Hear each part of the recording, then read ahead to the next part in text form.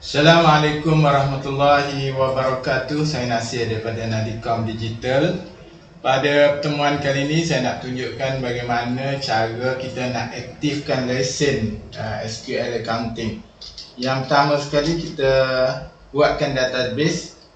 Saya gunakan nama company saya seperti mana berikut, Nadicom Digital Sdn Bhd. Okey, kita klik OK. Kita kena tunggu dalam beberapa minit ataupun saat. Tak sampai seminit kita boleh bentukkan itu. Okey, sekarang kita masukkan password. Okey.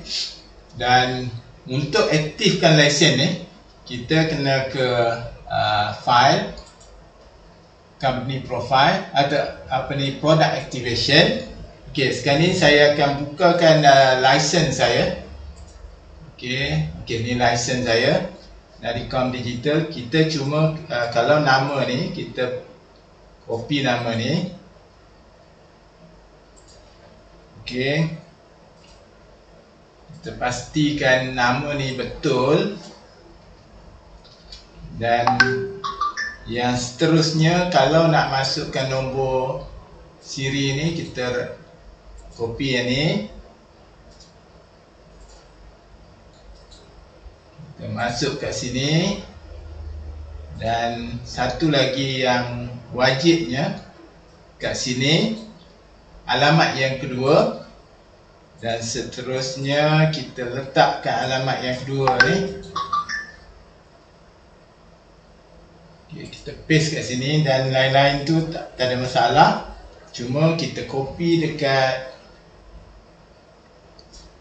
sini, right click, kita copy dan kita masukkan kat sini, right click, kita paste lagi sekali, klik register.